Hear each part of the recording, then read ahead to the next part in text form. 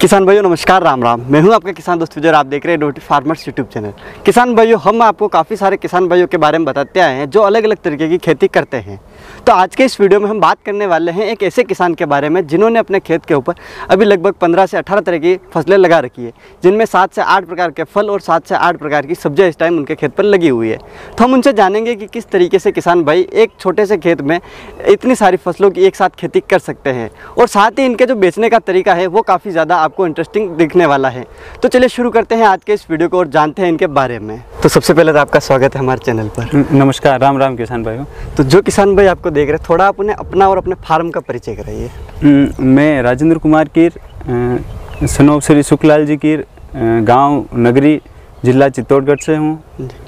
मैं यहाँ पर सब्जियों का और फल फ्रूट का और फूलों की खेती, हम पारिवारिक रूप से परिवार के 4-5 सदस्य हैं, सभी मिलकर सब्जियों का और फूल का काम करते हैं और इसे हम अपने हाथों से रिटेल में ही बेचते हैं जी। तो सबसे पहले तो हम जानना चाहेंगे कि हम भारत के काफ़ी कोनों में घूम चुके हैं और अक्सर हम देखते हैं कि जैसे जो भी किसान है, जैसे कोई बागवानी कर रहा है तो वो सिर्फ बागवानी करता है, या फिर कोई सब्जियों की खेती कर रहा है तो वो सिर्फ सब्जियों की खेती करता है। लेकिन जब हम आपके फार्म पे घूमे तो यहाँ हमें काफ़ी अलग अलग तरीके की फसलें एक साथ देखने को मिली है। तो इन सारी चीज़ों की खेती एक साथ करें, ऐसा आपके दिमाग में कैसे आया और कैसे आपने इसकी शुरुआत की, वो आप थोड़ा सा बताइए। शुरुआत में पहले हम परंपरागत तरीके से ही करते थे और उसके साथ कुछ सब्जियां करते थे जो हम होलसेल में बेचते थे जी। तो फिर लगभग कुछ टाइम से मैं रूटीन में जॉब करता था, तो चित्तौड़ बाज़ार आना जाना रहता था। तो तब से मैंने वापस फूल शुरू कर दिया। फूल शुरू करने का मकसद यह था कि मैं रोज़ाना सुबह जाता तो यहाँ से तोड़ के ले जाता था, तो वो भी एक मेरा एक्स्ट्रा आमदनी हो गई और जॉब भी करता था। फिर धीरे धीरे उसको भी फूल को बढ़ाया, फिर सब्जियों के साथ लगा कि ऐसा कि हमें रूटीन में और कुछ मिलता रहे जिसमें हमें मजदूरी कम मिले और उत्पादन आता रहे। तो इस प्लान के लिए हमने बगीचे में आए। तो बगीचे के लिए हमने आम के पौधे लगाए, कटहल लगाए, नींबू लगाए और अभी अमरूद लगाए, चीकू भी लगाए। तो इन सब का थोड़ा थोड़ा प्लान लगाने का मकसद भी ये रहा था कि हमें हर मौसम में फल मिले। कि जैसे मान लो प्रकृति की कोई आपदा भी आ जाए, कोई ऐसी कोई समस्या भी आ जाए, तो हमें अगर एक ही बगीचा लगाते हैं, एक ही प्रकार का फल लगाते हैं तो उसमें नुकसान हो जाता है। और अगर अपने पास हर सीजन का फल है तो एक में नुकसान आएगा या एक में भाव नहीं मिला तो अपने को दूसरे उसका भरपाई कर देगा। तो ये भी हमारे किसान भाइयों के लिए एक अच्छा है कि हम सभी तरह के फल फ्रूट लगाएं, जिससे हमें परिवार के लिए भी सभी फल मिलते रहें और बाजार और अपनी आर्थिक स्थिति के रूप में भी रूटीन चलता रहे। जिस तरीके से प्रकृति अपना संतुलन बनाए तरीके से पूरा संतुलन बना के चलना। तो जैसे अभी आप एक चीज़ बताइए कि आपके पास टोटल कितनी ज़मीन में आपने ये खेती कर रहे हैं, और इसमें जैसे सब्जियों की बात करें तो अभी आपके पास कौन कौन सी सब्जियां लगी और फलदार में कितनी है, वो आप थोड़ा सा बताइए। अभी हमारे पास कुल ज़मीन है 8 बीघा। 8 बीघे में हमने बगीचा कर लिया लगभग 4 बीघे पे। 4 बीघे में बगीचा किया तो शुरुआत में हमने चारों तरफ बाउंड्री वाल पे पौधे लगाए। फिर बाउंड्री वाल कंप्लीट होने के बाद फिर खेत में आए। तो ऐसा करके लगभग हम 4 बीघे पे आ गए। 4 बीघे में है अभी 1 बीघे में अमरूद है, 40 पौधे कटहल के हैं, 40 आम के हैं, 20 चीकू के हैं और 80 पौधे एप्पल बोर के हैं, कुछ सीताफल हैं और पपीता भी हैं। तो ऐसे करके लगभग अपने फल की भी लगभग 7-8 वैरायटी कर ली, जो हमारे यहाँ रूटीन चलता रहता है। कोई ना कोई फल हर सीजन में मिल ही जाता है। तो उसके बाद जैसे अभी हम जिस प्लॉट में खड़े हैं तो इसके बारे में आप थोड़ा सा बताइए। जैसे मैं देख रहा हूँ यहाँ जो भी बेड बनी हुई है, हर बेड के ऊपर लगभग 1-2 फसलें लगी हुई है और सारी अलग अलग तरीके की हैं, तो इसके बारे में आप थोड़ा सा बताइए। इसका है कि जैसे पहले हमने अमरूद लगाया था तो अमरूद गुलाब में लगाए थे, तो गुलाब जब अमरूद बड़े हो गए तो गुलाब हटा लिया था। अब इसी जिसमें अपन खड़े हैं इसमें भी वही प्रोसेस है कि अपन ने वो चीकू लगाए हैं और गुलाब में लगाए हैं। अगर जब तक चीकू बड़े होंगे तब तक अपन गुलाब की खेती ले लेंगे, इंटरक्रॉपिंग और सब्जियां ले लेंगे। इसी के साथ ये ड्रिप में लगी हुई गोभी है, तो इससे अपन को 2 फायदा। एक तो अपन इंटरक्रॉपिंग हो गया तो फसल भी हमें डबल मिलेगी। और दूसरा है कि अगर सब्जियों में नीचे ज़मीन खाली नहीं है तो दूसरा खरपतवार भी नहीं निकलेगा। तो जैसे अभी मैं देख पा रहा हूँ, अगर हम इस बेड की बात करें तो यहाँ हम देखते हैं कि 3 फसलें अभी आपने यहाँ लगा रखी है, मिर्ची लगा रखी है, आपने गोभी लगा रही है, उसके बाद जैसे टमाटर के वापस बड़े हो रहे हैं। तो ये एक साथ में इतनी एक बेड के ऊपर 3 फसलें कैसे लगाते हैं, वो आप थोड़ा सा। वो अभी क्या है कि लगभग गर्मी का सीजन है, गर्मी में पौधा ग्रोथ कम करता है, तो इसके लिए और खरपतवार भी गर्मियों में बहुत ज़्यादा आती है। तो ये मैंने मिर्ची पहले लगा दी थी, इसकी साफ़ सफाई या खुदाई करने के बाद अपन ने पत्ता गोभी लगा दी। अब पत्ता गोभी लगभग अभी निकलने लग गई और इसके नीचे वापस अभी 20 दिन पहले अपन ने टमाटर लगा दिए। तो जैसे ही अभी पत्ता गोभी, जब तक टमाटर शुरू होंगे तब तक पत्ता गोभी ख़त्म हो जाएगी। और नीचे की जो ज़मीन पे जो अपन ढकने का जो मल्चिंग का काम करते हैं, तो वो मल्चिंग का काम पत्ता गोभी का हटते ही टमाटर शुरू कर देगा और ऊपर मिर्च निकल जाएगी। तो टमाटर के लिए ये सेफ्टी रहेगी कि अभी गर्मियों में धूप मिर्च बचा लेगा तो टमाटर भी ख़राब नहीं होगा और नीचे की मल्चिंग टमाटर कर लेगा और ऊपर मिर्च है, तो दोनों का एक कॉम्बिनेशन बना रहेगा। तो उसके बाद जैसे आप वो जो बेड हैं, जैसे उसके ऊपर हम देख पा रहे हैं आपने चीकू लगा रखे, चीकू के बाद में आपने गुलाब लगा रखे, गुलाब के बाद में उसमें भी वापस आपने टमाटर, इसमें भी टमाटर लगा रखा। तो इसमें टमाटर का यही मकसद था अभी गर्मी के टाइम में, क्योंकि इस टमाटर को छाया भी मिलती रहेगी और लू भी नहीं लगेगी और जो अपनी जगह है वो जगह भी कवर हो जाएगी, नीचे थोड़ा खरपतवार भी कम होगा। तो इसका भी यही प्लान है कि दोनों का कॉम्बिनेशन बना रहे और ठंडक भी रहे और हवा या लू का आपस में कम रहे। तो जैसे एक चीज़ आप बताइए कि आप अभी जो सारी आप खेती कर रहे हैं, हमने देखा कि आप सारे इस पर ड्रिप से पिलाई करते हैं। ड्रिप से, सभी ड्रिप से ही हैं जी। तो एक तो ड्रिप से पिलाने का मेन मकसद क्या है और जो बेड आप बनाते हैं तो खेत की तैयारी आप किस तरीके से करते हैं, वो आप थोड़ा सा बताइए। खेत की तैयारी के साथ जैसे अभी अपन ये देखते हैं तो इस जगह पे अपने यहाँ ट्रैक्टर का आना लगभग हमारे बहुत कम मुश्किल होता है, तो हमने इसके लिए बेल भी रख रखे हैं। तो सब्जियों के लिए बेल का मेरे हिसाब से बहुत अच्छा है, क्योंकि अगर बेल हैं तो अपने पास किसी भी जगह, किसी खेत में कहीं किसी भी कोने पे आराम से ले जा सकते हैं। तो इस जगह पे मैंने बेल से ही तैयार किया, फिर ये बेड भी बेल के द्वारा ही तैयार किया और उन्हीं से बनाया हुआ है। और अब आगे ड्रिप पे, ड्रिप का क्या होता है कि एक तो पानी की बचत होती है, दूसरा ये होता है कि अपने यहाँ भी लगभग 4 से 5 घंटा लाइट आती है। अगर दिन के अपन 5 घंटा किसान पिलाई में दे देता है तो फिर उतना फिर बाद का टाइम खेती करेगा या दूसरे काम में करेगा तो उसका लगभग आधा काम कम हो जाएगा। और ड्रिप का ये होता है कि जैसे लाइट आ गई, 4 घंटा लाइट आ गई, उसमें किसान को कुछ नहीं देखना है, मोटर चालू किया और एक बार अपने खेत में फसल में देख ले कि किसको पानी की ज़रूरत है, उस हिसाब से वाल ओपन कर देवें और बंद कर देवें। तो और उस चालू रिटर्न में काम भी चलता रहेगा, सिंचाई भी होती रहेगी और किसान उसी के साथ दूसरा काम भी कर सकता है, तो अपने वो लाइट का टाइम बचा सकता है। तो जैसे अभी आप एक चीज़ बताइए कि अगर हम गुलाब की खेती के बारे में बात करें तो गुलाब के पौधे आपने खेत में कब लगाए और ऐसे कैसे लगाते हैं, वो आप थोड़ा सा बताइए। गुलाब के पौधे में गुलाब की शुरुआत लगभग 5 से 10 पौधे में शौकियाना लगाए थे और उन्हीं का मैंने प्रोडक्शन देखा 10 पौधों का, और उसी 10 पौधों के रूटीन से मैं रोज़ाना 20-30 रुपये लेता था। तो वो 20-30 रुपये का मेरे को प्लान आया कि अगर अपन 10 पौधे से रेगुलर रोज़ के 30-40-20 रुपये ले सकते हैं तो इसी को अपन बढ़ा के ज़्यादा क्यों नहीं ले। तो उसी को देखते हुए मैंने लगभग 300 पौधे लगाए थे, वो भी चारों तरफ बाउंड्री पे लगाए थे। वो चारों तरफ बाउंड्री पे अच्छा लगा। उसके बाद फिर मैंने खेत पे आ गया, खेत में 1 बीघे में लगाया था।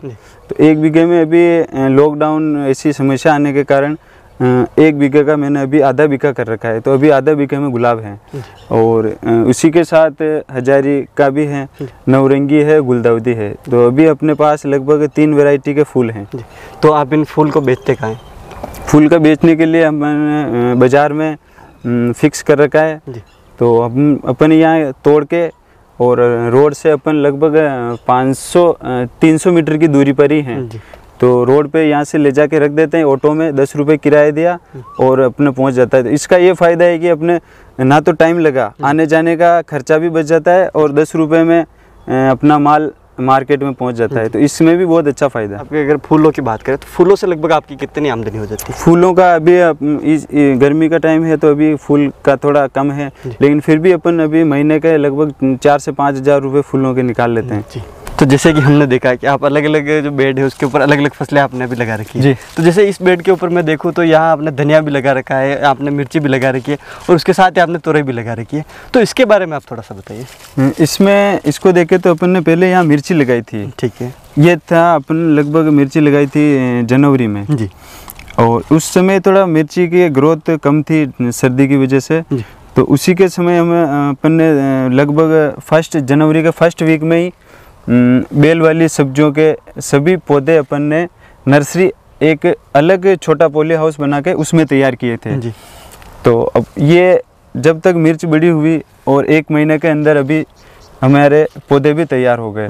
तो ये पौधे अभी जो अपन देख रहे हैं ये सर्दियों में 1 जनवरी को अपन ने एक छोटी नर्सरी में प्रो ट्रे में तैयार किया हुआ है। तो 1 महीने का पौधा होने के बाद अपन ने फरवरी में इसको यहाँ लगा दिया था। तब तक मिर्च भी चल रही थी और मिर्च में समस्या आई थी तो वो नहीं चल पाई, तो ये अपन ने लगा दिया था। अब ये लगने के बाद अभी अपन ने इसके नीचे धनिया भी लगा रखा है। तो धनिया लगाने का भी यही कारण है कि अभी गर्मी में धनिया बाहर उगता नहीं है, उगता भी है तो उसमें पानी ज़्यादा चाहिए और धूप की वजह से लू चलती है तो वो लू से भी पौधा खराब होता है और मर जाता है। तो इसमें एक तो ठंडक भी नहीं रहेगी और खरपतवार भी नहीं उगेगा और धनिया हो जाएगा। मतलब एक साथ दोनों आपकी फसलें दोनों मिल जाएगी। तो जैसे अभी आपने जैसे इसकी बंधाई कर रखी है, आपने बांध रखे हैं, तो ये कैसे आपने बांधे और उसका तरीका क्या है वो आप थोड़ा सा बताइए। ये बांधने का है कि अपन एक तो अगर अपन बांधने का प्लान करते हैं तो किसान को लाइन एक सीध में रखनी होगी। इस सीध में रखने के बाद इसके अपन को लगभग खंबे लगाने होंगे। वो खंबे अपने व्यवस्था के अनुसार लगा सकता है किसान, लकड़ियों को भी लगा सकता है, पक्के भी जो कर उसकी व्यवस्था हो वैसे कर सकता है। फिर इसमें एक बाज़ार में पहले तो लोहे का तार आता था, अभी एक प्लास्टिक का आ गया। ये तार बहुत अच्छा है और लगभग 2 साल आराम से चल जाता है और सस्ता भी है। ये तार खींच के और पौधा लगभग बेल शुरू होते ही अपन को ये तैयारी करनी होती है, तो फिर एक बार बांध देते हैं तो हल्का चलता रहता है और अपन इसको 1-2 दिन में और बेड को देखते रहते हैं तो चढ़ाते रहते हैं। इससे क्या होता है कि एक तो ज़मीन पे नहीं रहता है, तो एक तो मच्छर भी कम लगते हैं, दूसरा है कि फल सही आता है और इसकी लंबाई भी अच्छी होती है। जैसे आप ये देख रहे हैं तो इसकी लंबाई भी अच्छी रहेगी और इसको तोड़ने में भी सुविधा रहेगी। आराम से घूम फिर के तोड़ सकते हैं, देख सकते हैं। अगर मान लो दवाई का स्प्रे करते हैं तो पूरे पौधे पे अपन दवाई का स्प्रे भी कर सकते हैं। मतलब पौधा छुपा हुआ नहीं रहेगा, छुपा हुआ नहीं रहेगा। पूरी जो भी दवाई है वो स्प्रे भी खराब नहीं होगा और पूरे पौधे के ऊपर पूरे पौधे पे हो जाएगा जी। तो जैसे इस तार की बात करें तो लगभग ये क्या रेट में मिलता है? ये बाजार में अभी आराम से मिल जाता है और ये लगभग 120 से 150 रुपये तक किलो के भाव में मिल जाता है। उसके बाद जैसे आप एक चीज़ बताइए, जैसे आपने प्रो ट्रे में अपने जो पौधे हैं इसके बेल वाल इस तरह के तैयार किए, तो खेत में आपने कैसे ट्रांसप्लांट किए वो आप थोड़ा सा बताइए। प्रो ट्रे में नर्सरी तैयार करने के लिए अपन को एक तो वर्मी कंपोस्ट की ज़रूरत होती है और एक कोकोपीट है। दोनों का एक अनुपात के रूप में मिला के और गिला करके उसको अपन प्रो ट्रे में भर देते हैं और लगभग 1 महीने के अंदर पौधे में अच्छी जड़ें आ जाती है और उसको अपन पूरा उठा लेते हैं। पूरा उठाने के बाद अपन को जिस जगह पे चेन है उस जगह पे अपन लगा सकते हैं और इससे एक तो ये फ़ायदा होता है कि अगर अपने पास 1 महीने के अंदर खेत खाली नहीं है और अपन को अगर 1 महीने बाद प्लान किया हुआ है कि अपने को इस खेत में ये सब्जी लगानी है, तो अपन 1 महीने पहले नर्सरी तैयार कर लें और जब तक नर्सरी तैयार होगी तब तक हमारा खेत खाली हो जाएगा। तो इससे हमें 1 महीने की अगेती फसल भी मिल सकती है। तो जैसे उसके बाद एक चीज़ हमारे ध्यान में आती है कि अक्सर हमने सुना है कि किसानों से हमने सुना है कि जैसे हम प्रो ट्रे में ये जो बेल वाली जो फसलें हैं उसको अगर तैयार करते हैं तो इसके जो तंतु हैं, जैसे किसान कहते हैं कि ये नहीं निकलेंगे तो पौधा है वो उसको पकड़ेगा नहीं और ऊपर नहीं चढ़ेगा। तो क्या ऐसा होता है या फिर ये सिर्फ एक कहने की बात है? नहीं, ये अगर जब पौधा ग्रोथ जब नहीं करेगा कि उसकी एक अवस्था होती है कि अगर पौधा लगभग 1 महीने से लगा के ज़्यादा से ज़्यादा 40 दिन के अंदर अगर पौधे की नर्सरी को अपन सब्जी की नर्सरी है, कुछ नर्सरी 25 दिन की भी होती है, कुछ 1 महीने की होती है और कुछ 40 दिन की भी होती है। तो उस अवस्था के अनुसार अगर अपन उस पौधे को ट्रांसप्लांट कर लेते हैं तो पौधे में कोई समस्या नहीं आएगी और वो अच्छा ग्रोथ करेगा। मतलब उसका टाइम निकल जाता है तो उसमें हाँ, अगर किसान उसका टाइम के पहले लगा देता है तो पौधा मर जाएगा, और अगर उसका टाइम निकल जाता है, अपने पास खेत तैयार नहीं होता है, कुछ लापरवाही के कारण उसको समय पे नहीं लगाया, तो पौधे के ज़्यादा टाइम हो जाएगा और वो खेत में ग्रोथ नहीं कर पाएगा, तो फिर वो समस्या फल में आएगी, पौधा ग्रोथ नहीं होगा और फिर अच्छा उत्पादन नहीं निकलेगा। तो सर जैसे कि हमने आपका वो ब्लॉग देखा उसमें आपने काफ़ी सारी फसलें एक साथ लगा रखी है। जैसे अगर हम इस अमरूद के बगीचे की बात करें तो अमरूद में भी जो बीच में जगह खाली है उसमें आपने वापस से बेड बनाकर अलग अलग फसलें लगा रखी है। तो जैसे हम अगर इस बेड की बात करें तो यहाँ पे भी आपने 2 फसलें लगा रखी है, तो उसके बारे में आप थोड़ा सा बताइए। ये भी वही है सिस्टम, जैसे अपन ने लौकी की पहले नर्सरी तैयार करके सर्दियों के टाइम में और ये लगा दिया था। अभी ये लौकी चली रही है और अभी अपन ने वापस अरवी लगाई। ये अरवी हो गई लगभग 1 महीने के लगभग हो गई। तो इसका भी यही मकसद है कि लौकी चलती रहेगी और अरवी लगाई। अरवी के क्या होता है कि इसके ऊपर जब अपन लगाते हैं, कंद लगाते हैं, तो ये उगने तक के लिए इसको छाया की ज़रूरत होती है। तो मैंने भी यही सोचा था कि अगर अपन इसी हल्दी में ये अपने लौकी में लगाते हैं तो एक तो ये छाया भी रख रखा है और अपन ने हल्दी ये अरवी लगा दी, तो छाया में इसको अपन को ढकने की ज़रूरत नहीं पड़ी और ये अरवी निकल गई। अब है लौकी। लौकी अभी तक लगभग चलेगी महीना भर और अगर ज़्यादा भी चलेगी तो अरवी के कोई समस्या नहीं आएगी और अरवी हो जाएगी। और लौकी जब तक चलती रहेगी चलेगी, और जब अरवी का निकालने का समय आएगा अरवी निकाल लेंगे और जब तक लौकी भी ख़त्म हो जाएगी। तो अपन को एक ही सिंचाई में, एक ही बेड, एक ही हंकाई और सब कुछ में अपन को 2 फसल मिल जाएगा, और इससे किसान का, हंकाई का और दूसरी फर्टिलाइजर सबका बचत हो जाएगी। मतलब यानी कि कम लागत में हम अधिक मुनाफा ले सकते हैं। तो जैसे कोई इन दोनों चीज़ों की अगर मिक्स खेती करेगा तो एक तो इन्हें लगाते कैसे हैं और क्या सावधानी रखनी होगी वो थोड़ा सा बताइए। सावधानी ये रखनी होगी कि अगर अपन को ऐसे ही इंटरक्रॉपिंग करना है तो एक तो अपन को पहले ही प्लान बनाना होगा कि अपन को इस फसल के साथ दूसरी फसल और लगानी है। तो उसके लिए अपन को थोड़ा डिस्टेंस पहले ही सब सब्जी में थोड़ा देना होगा। अगर मान लो 1 फीट पे लगता है तो उसे थोड़ा 1.25 फीट के अंदर दे देनी होगी, तो उससे पौधा भी अच्छा ग्रोथ करेगा और उसका अपन दूसरी फसल लगाएंगे तो उसको भी थोड़ा हवा पानी की व्यवस्था है उसकी पूर्ति हो जाए। तो ये प्लान पहले ही चलता है। और उसी के साथ अगर अपन ने पहले यहाँ इसमें लौकी लगाई थी, अब अपन ने वापस अरवी लगाई है, तो अरवी लगाते समय अपन को ये ध्यान रखना है कि जो अपने पहले जो सब्जी लगी हुई है उसके पौधे के जड़ को कोई नुकसान नहीं होवे, और उसी गैप को देखते हुए अपन को सब्जी दूसरी या ऐसे ही अरवी लगानी है। तो जैसे अभी अगर हम बात करें तो टोटल आपकी कितनी लंबाई में या फिर कितने पौधे लगभग इन दोनों के होंगे? इसमें लगभग ये एक ही बेड है लौकी की। इस बेड में है लगभग 120 से 150 पौधे हैं, और इसमें अरवी के आगे वापस लगभग 500 से 600 पौधे तक अरवी के हैं इसमें। तो अगर हम लौकी की बात करें तो लगभग आपका लौकी का कितना इसमें उत्पादन हो रहा होगा? लौकी का इसमें रूटीन रोजाना निकलता है लगभग 10 किलो के लगभग। तो जैसे कि आपने हम देखा वो जो बेड थी आपकी उसमें आपने लौकी और अरवी एक साथ लगा रखी है। इस बेड में आपने जैसे कि लौकी मतलब आपकी अरवी और आपने ककड़ी एक साथ लगा रखी है, तो इसके बारे में आप थोड़ा सा बताइए। और साथ ही आपने ये जो आपका अमरूद का बगीचा है इसमें और कौन कौन सी फसलें इंटरक्रॉपिंग में आपने लगा रखी है वो आप थोड़ा सा। जैसे अभी अपन देखते हैं तो अभी गर्मी का टाइम है तो इसकी पौधों की भी, अमरूद की भी कटाई छटाई का और खुदाई का काम कर ही रहे हैं। और ये अपन ने सर्दी में लगाई थी ककड़ी, और अभी वापस अरवी लगाई। तो ककड़ी लगभग और चलेगी 20-25 दिन और चलेगी, तब तक इसमें अरवी अच्छा ग्रोथ ले लेगी। तो इससे अरवी को भी अपनी मिल जाएगी। और दूसरा है इंटरक्रॉपिंग, जैसे ये दोनों इस बेड के जो गैप है वो भी अपना चलता रहेगा और अरवी भी चलती रहेगी। उसके बाद आपने और कौन कौन सी फसलें इसमें अमरूद में लगा रखी है? अमरूद में अभी वो नया बेड अभी लगाया, टमाटर भी लगा रखा है जी। और अभी अगला वापस अपन इसको अमरूद को लगभग अब 1 महीने बाद इसमें सिंचाई शुरू करेंगे। तो उस समय का अपना प्लान है कि पहले तो जमी कंद ही लगाएंगे, क्योंकि जमी कंद लगभग छाया में अच्छा हो जाता है।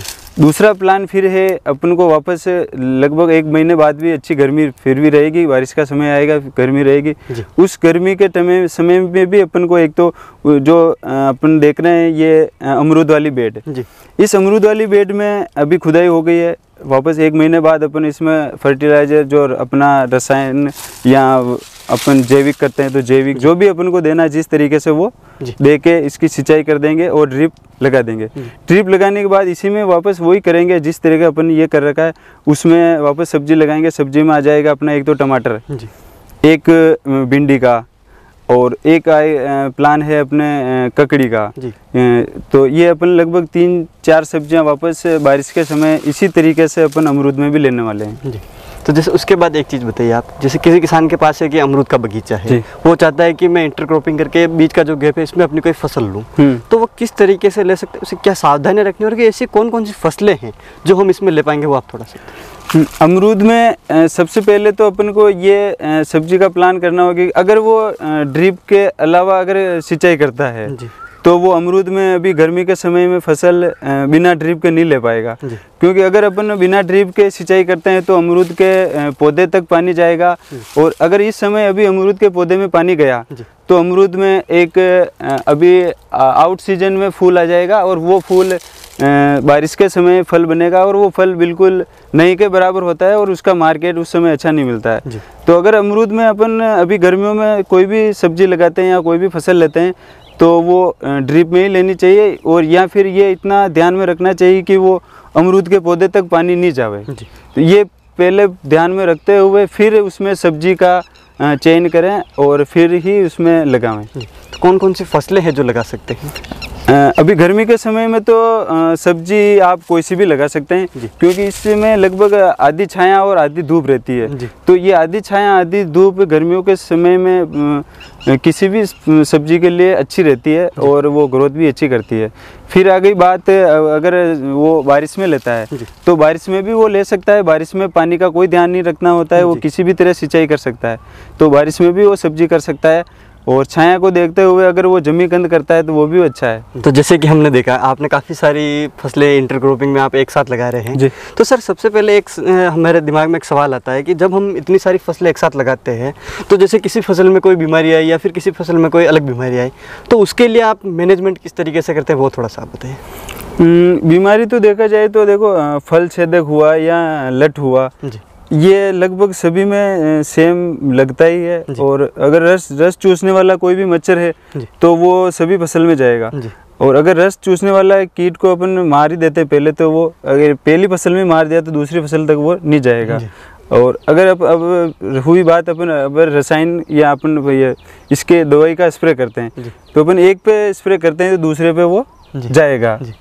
तो जाएगा तो अपन एक ये भी बचता है हमारा, एक तो दवाई भी बचेगी और अपना समय भी बचेगा। इसका ये होगा कि अगर अपन एक पे स्प्रे करें दूसरा दोनों के साथ एक स्प्रे हो जाता है, और लगभग कीट मच्छर सभी सेम ही होते हैं। ऐसा किसी फसल में ऐसा होता है कि उसका मच्छर या कीड़ा उसका अलग होता है और उसका अलग होता है, वो कुछ अपन को पहले ही ध्यान में रखना होगा और उस हिसाब से चयन करना होगा। तो उसके बाद जैसे आप एक चीज़ बताइए कि आप ये जो सारी फसल हैं, इतनी सारी फसलें आप एक साथ ले रहे हैं, तो आप इसे केमिकल करते हैं या फिर ऑर्गेनिक फार्मिंग में करते हैं, वो आप थोड़ा सा बताइए। इसमें अपन अभी लगभग ज़मीन के स्तर पर जो ज़मीन की अपन तैयारी करते हैं, खेत की तैयारी करते हैं, इसमें अभी अपन बिल्कुल रसायन जो अपन फर्टिलाइज़र बताते हैं इसमें बिल्कुल बंद है। बंद का मतलब इसमें अपन ने अभी रसायन या फर्टिलाइज़र केमिकल वाला कुछ भी नहीं डाला है ज़मीन में। और अब आ गया ऊपर स्प्रे करने वाला। ऊपर स्प्रे करने वाला जब अपन ये भी लगभग जैविक ही करते हैं। इसमें जब तक अपन अच्छे स्तर पर चल ही रहा है, छोटे पौधे से अपन जैविक जो भी अपन तैयार करते हैं, वर्मी वाश हो गया, जीवामृत हो गया, और फंगीसाइड छाछ का और नीम के, ऐसे लगभग 4-5 आइटम किसान स्वयं कर सकता है और वो अपने स्तर पर तैयार करके स्प्रे कर सकता है। इसका स्प्रे करते हैं। और अभी गर्मियों के सीज़न में अभी बहुत ज़्यादा मच्छर रस चूसने वाले लगते हैं, तो अभी मैंने क्या कि शुरुआती है, ये फर्स्ट फसल है अपने ऑर्गेनिक स्तर की, तो इसमें अपन ने अभी जैविक स्तर पर किया। अब लगभग थोड़ा लग रहा है कि अब ये कंट्रोल में नहीं आ रहे, तो उसमें कुछ % अपन रसायन का कर देते हैं, तो उससे अपना फसल का भी हो जाता है। और एक फर्स्ट स्तर पर अगर अपन बिल्कुल जैविक स्तर पर करना चाहें तो वो लगभग संभव नहीं होता, तो अपन अपने आर्थिक स्थिति को भी ध्यान में रखते हुए और इसका फसल का और अपने खाने तक कि वो जहर नहीं जाए, उस अवस्था को देखते हुए स्प्रे करें, कोई समस्या नहीं आए। मतलब आपके कहने का मतलब एक जमीन में आप जो भी चीज़ें डालते हैं वो सारी ऑर्गेनिक है। जमीन में जो भी अपन रसायन ये खाद का काम करते हैं, उर्वरक देते हैं, वो सब रसायन है, जैविक है। जैविक है जी। और ऊपर अगर फसल में आपको जरूरत पड़ी, किसी में ज़्यादा आ रहा है तो उसमें आप केमिकल का अगर उसमें अगर ज़्यादा है, बिल्कुल अपन जैविक तरीके से वो कंट्रोल में नहीं हो रहा है तो उसमें अपन रसायन का जो पेस्टिसाइड होता है उसको यूज कर रहे हैं।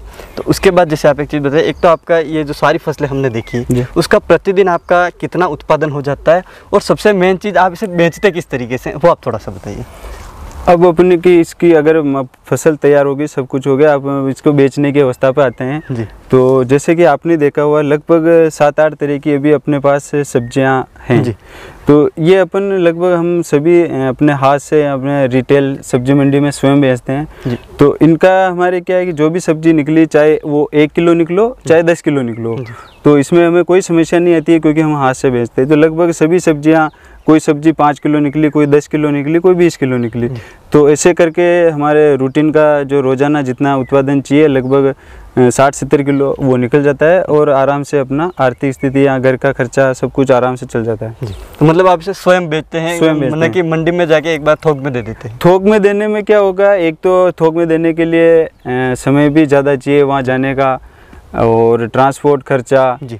और फिर वहाँ गए और भाव नहीं मिला, तो ऐसी काफ़ी समस्या आती है। और अपन स्वयं हाथ से बेचते तो अगर 5 सब्जियां ले गए तो एक का भाव कम है तो दूसरी उसको पूर्ति कर लेगी, एवरेज मिल जाएगा और आराम से खर्चा निकल जाएगा। तो जैसे सब लास्ट में एक बात आती है कि हम जो भी फसल लगाते हैं सब आर्थिक स्थिति के लिए करते हैं जी। तो जैसे अगर हम देखें कि आपने इतनी सारी मेहनत आप खेत में कर रहे हैं, इतनी सारी फसलें आपने एक साथ लगा रखी है, पूरी फैमिली यहाँ लगी हुई है, तो लगभग आपका एवरेज पर डे कितना आपके मुनाफा हो जाता है, या फिर अर्निंग कितनी हो जाती है, वो आप थोड़ा सा? पर डे में देखा जाए तो हम हमारे क्या बेचने के लिए मम्मी और मिसेज दोनों बेचते हैं, और वो बाज़ार में वही जाके बेचती है। और लगभग हम दोनों का माने तो लगभग 2000-1500 रुपये हमारे रूटीन आराम से रोजाना के आ जाते हैं लगभग। मतलब अगर एवरेज सब्जियों, हाँ एवरेज देखा जाए सब्जियों के ही आ जाते हैं। बाकी फूल अलग ही चल रहा है और बगीचा अलग ही चल रहा है, ये इनका भी जब चलता है वो निकल जाता है, और रूटीन अपने सब्जियों का चलता रहता है। मतलब सब्जियों से लगभग एवरेज 1500 से 2000 1500-2000 निकल। मतलब अगर महीने के देखे तो 50,000 के आसपास। हाँ, 40 से 50 तक सिर्फ सब्जियों, बगीचा और फूल अलग है। तो उसके बाद एक चीज़ और बताइए कि आपने ये सारी चीज़ें कर रखी है, तो उसके अलावा आपके पास कौन कौन सी यूनिट लगी हुई है, या फिर पशुपालन का चीज़ें आपके पास क्या है, वो आप?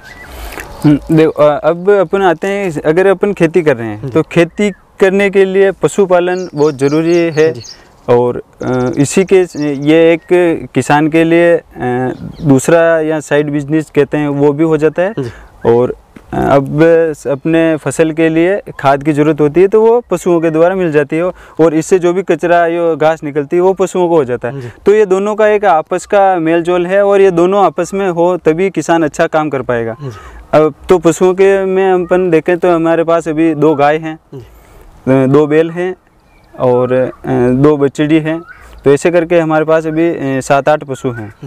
और उनका जो गोबर निकलता है उस गोबर का अपन एक तो गोबर गैस लगा रखा है, तो गोबर गैस से अपना घर का चूल्हा भी चल जाता है जो, और उससे जो वापस गोबर गैस के जो वापस गोबर सड़ा हुआ निकलता है तो उसको अपन वापस वर्मी कंपोस्ट में ट्रांसप्लांट कर लेते हैं। तो उसी गोबर से अपने को एक तो चूल्हा भी चल गया और खाद भी तैयार हो गया, और उन्हीं पशुओं के द्वारा वापस दूध भी मिल जाता है घर का। तो किसान के को दोनों ध्यान में रखते हुए आपस में दोनों को करना चाहिए। तो किसान भाइयों, आपने देखा कि किस तरीके से हम एक साथ इंटरक्रॉपिंग करके काफ़ी सारी फसलें लेकर एक अच्छा उत्पादन कमा सकते हैं। उम्मीद है कि आपको हमारा आज का ये वीडियो पसंद आया होगा, और सर ने जो जानकारी दी उसके बारे में आपको एक अच्छी इन्फॉर्मेशन मिली होगी। अगर आप और ज़्यादा जानकारी लेना चाहते हैं तो आप हमें कमेंट बॉक्स में कमेंट करके पूछ सकते हैं, वहाँ भी हम आपको पूरी जानकारी देने की कोशिश करेंगे। मिलेंगे इसी प्रकार की एक और इंटरेस्टिंग जानकारी के साथ अगले वीडियो में, तब तक के लिए धन्यवाद।